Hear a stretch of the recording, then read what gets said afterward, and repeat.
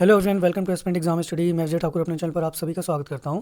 आज की हमारी क्लास बीपीएससी टीआरई 3.0 की जो डीवी अपडेट है उससे रिलेटेड कुछ महत्वपूर्ण इन्फॉर्मेशन है वो आप लोगों से शेयर करूंगा मैं। तो अगर चैनल पहली बार आया तो प्लीज़ सब्सक्राइब कर लीजिएगा और टेलीग्राम चैनल भी ज्वाइन कर लीजिएगा। टेलीग्राम चैनल का लिंक डिस्क्रिप्शन बॉक्स में आपको मिल जाएगा। तो चलिए आज की अपनी क्लास स्टार्ट करते हैं। कुछ महत्वपूर्ण इन्फॉर्मेशन है वो आप लोगों से शेयर करूँगा। तो ये देखिए डीवी स्टार्ट हो गया है और समाचार पत्रों के माध्यम से देखिए आप, तो प्रमाण पत्रों की जांच होते ही जिनके फर्जी डॉक्यूमेंट थे भाग गए। वो सीटेट फेल का सर्टिफिकेट लगा रखा था, बीपीएससी में रिजल्ट जारी किए थे, उसमें जो काउंसलिंग में थे उनमें ये चीज़ें आ रही हैं, अफरा तफरी हो रहा है। जैसे देख लीजिए 300 में से 245 का ही पत्र मिलान कर सके हैं वो। तो पूरी इन्फॉर्मेशन देखिए क्योंकि जालसाजी भी इसमें बहुत पकड़े जाएंगे। हर कोई नहीं है, ये भी याद रखिएगा कि आपके डॉक्यूमेंट गलती वाइज गलत हो गए हैं तो आपको जेल भेज देंगे, नहीं ऐसा नहीं है। पूरे साक्ष्य पूरे हर चीज़ लेंगे वो, सबूत तो डाउट होगा तब भेजते हैं वो। उसके बाद देख लीजिए कैंप में पहले दिन कई तरह का फर्जीवाड़ा पकड़ा गया। पहले दिन का है ये, ऐसे अभ्यर्थी धरे गए जो सीटेट में फेल थे लेकिन बीपीएससी रिजल्ट जारी कर दिया था। यही नहीं कि अभ्यर्थी ऐसे भी थे जिसमें विषय में गड़बड़ी थी, कुछ और ले रखा है लेकिन भरा किसी और में। 8 अधिक संदेहकृत की सूची में रखा गया है उन्हें। अभ्यर्थियों के हस्ताक्षर किए गए हैं, जैसे आप देख सकते हो। जो भी उस पर भी जो उपस्थिति रजिस्टर है वहाँ पे भी अभ्यर्थियों के हस्ताक्षर किए गए हैं। और काउंसलिंग में लगे कर्मियों को कहा गया है कि जिनके प्रमाण पत्र में गड़बड़ी हो उनको संदिग्ध में रखा जाए, और इसी को लेकर अभ्यर्थी बिना काउंसलिंग कराए गायब हो गए। तो ऐसा ना कराइए, जिनमें गड़बड़ी हो रही है वो पहले ही भाग जा रहे हैं। उनको पता है कि सीटेट में फेल है लेकिन फिर भी काउंसलिंग कराने चले आए हैं। हमारे पास जो कि डीएलएड आपने या बीएड जो भी किया है उसमें हमारे नंबर नहीं है, मार्क्स नहीं है, फिर फेल हैं फिर भी हम कराने चले आए। तो ऐसे डॉक्यूमेंट में दिक्कत हो रही है। उसके बाद देख लीजिए पहले दिन ओटीपी को लेकर अभ्यर्थी परेशान है। मैंने आपको हमेशा बताया है कि अपना आधार कार्ड में नंबर बिल्कुल सही रखिए। देखिए ओटीपी की परेशानी स्टार्ट हो गई है यहाँ पे। पहले दिन 300 में से 245 को ही पत्र मिल सका है काउंसलिंग का सही वाला। तो चलिए देखते हैं आगे। डीवी संबंधित एक महत्वपूर्ण उन्होंने सूचना जारी की है कि किसी अनुशंसित अभ्यर्थी के आधार पर अंकित नाम के टाइटल में परिवर्तन होने के कारण आधार सत्यापन नहीं होने की स्थिति में, मैंने आपको पहले भी समझाया जब भी डॉक्यूमेंट के बारे में बताया, आधार एक महत्वपूर्ण डॉक्यूमेंट है। वह उसमें जो इन्फॉर्मेशन है, आपकी जो सर नेम है, टाइटल नेम है या कुछ भी हो, या फ़ोन नंबर एक्टिव होना चाहिए, वो चीज़ें सही होना चाहिए। मैंने पहले भी कहा था, नहीं है तो अपडेट करा लीजिए, टाइम था आपके पास। अभी देखिए वही समस्याएं सामने आ रही हैं। टाइटल नेम में परिवर्तन हो गया है, जैसे सबसे ज़्यादा तो उनका है जो मैरिड हैं शायद, तो वो जब जाते हैं तो टाइटल नेम में चेंज करवाया है, या जैसे भी दिक्कतें आ रही हैं उनको, या फिर गलत जो बनवाया था आधार कार्ड उसमें कुछ त्रुटि हो गई हो, वो ठीक नहीं करवाया हो, उस स्थिति में देख लीजिए क्या है।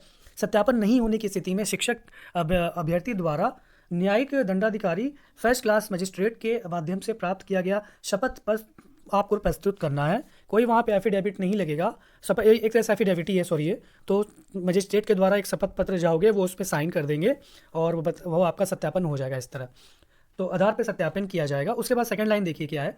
मैट्रिक प्रमाण पत्र एवं अन्य दस्तावेज में अभ्यर्थी नाम टाइटल को सही मानते हुए सत्यापन के लिए नोटरी का शपथ पत्र मान्य होगा।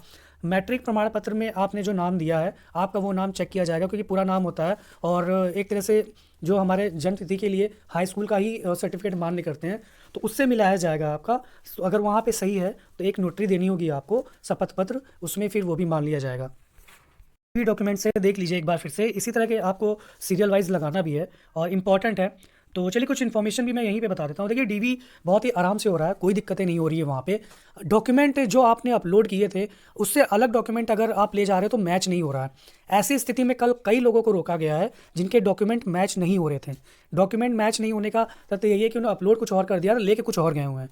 तो वो चीज़ें हैं। तो ऐसे अभ्यर्थियों की अगर उस समय देखिए जब डीवी होती है ऑल डॉक्यूमेंट आपके मैच हो जाते हैं सही से, तो करेक्ट लिख के आ जाता है और फिर आपका ओके हो जाता है। लेकिन अगर करेक्ट लिख के नहीं आ रहा है तो वो एक तरह से होल्ड पे रख देते हैं आपका, और उसको वेरीफाई करते रहते हैं, वेरीफाई करते रहेंगे। और उसके बाद अगर नहीं होता है वेरीफाई तो फिर लास्ट में बुलाया जाएगा आपका, या फिर अगर आपने कुछ जालसाजी की होगी तो फिर जेल भेजा जाएगा, सीधे वहाँ से सीधे फिर जेल भेजते हैं। ये वहाँ पे पता चला है जो डॉक्यूमेंट डीवी करवा रहे हैं उनसे। तो कोई दिक्कत डरने वाली बात नहीं है, आपके डॉक्यूमेंट सही है, आप जाइए अपलोड किया हुआ डॉक्यूमेंट लेके जाइए, जो है आपका किया था मैच होगा, कोई दिक्कतें नहीं होंगी, कोई गलती नहीं होगी, कोई दिक्कत आने वाली नहीं है। ये उनके लिए जो जिसमें फॉर्म में थोड़ी त्रुटि हो जाती है तो उनके लिए थोड़ा होल्ड पे रखा जाता है वेरीफाई करने के लिए। आपने अगर साक्ष्य दे दिए सही वाले तो वेरीफाई कर देंगे, अदरवाइज़ फिर होल्ड करके बाद में बुलाया जाएगा। में बुलाते हैं आपको, तो कोई दिक्कत वाली बात नहीं है यहाँ पे। मेन ये है कि अगर आप जालसाजी कर रहे हो तो दिक्कत हो जाएगी आपको। तो ये डॉक्यूमेंट देख लीजिए, इसी तरीके से आपको लेके जाना है और वहाँ पे बहुत ज़्यादा कोई दिक्कतें नहीं आधार आपका एक मेन डॉक्यूमेंट है, ये याद रखिएगा। उसमें नाम सही होना चाहिए और फ़ोन नंबर, क्योंकि ओटीपी आता है तो बहुत दिक्कतें होती हैं। तो वो है, बाकी आराम से जाइए, डीवी में कोई दिक्कत नहीं हो रही है। आपके डॉक्यूमेंट सही है, सारे डॉक्यूमेंट लेके जाइएगा, 2-2 3-3 सेट फोटोकॉपी करा के जाइएगा।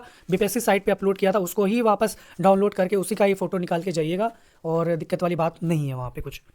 इन्फॉर्मेशन और है कि जिनका डीवी छूट गया उनका क्या होगा। तो देखिए, जो टाइम पे जिनका डीवी नहीं हो पा रहा है, तो एक रूल होता है कि मान लीजिए जिनका डीवी छूट जाता है तो उनको लास्ट डे पे बुलाया जाता है, नोटिस एक जारी करते हैं वो। अगर लास्ट डे पे नहीं बुलाया जाता है तो फिर पूरी डीवी खत्म होने दीजिए, फिर लास्ट में अलग से एक नोटिस निकालेंगे वो किसी दिन, और फिर उसमें बुलाया जाएगा। तो तब तक का वेट करना होगा आपको। और बीपीएससी साइट पर आप टीआरई 3 के नंबर देख सकते हो, और कितने नंबर आपके आए थे आपके भाषा में और जीएस में, तो देख लो जाके सब अपने। और वही चीज़ बोलूँगा, डॉक्यूमेंट लिस्ट मैंने आपको बता दी है, उसी सीरियल में लगाइएगा।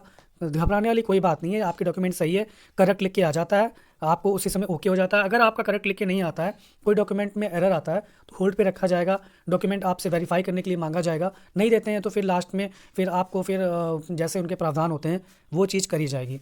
तो घबराइए नहीं, आराम से डीवी करवाइए, कोई दिक्कत नहीं हो रही है।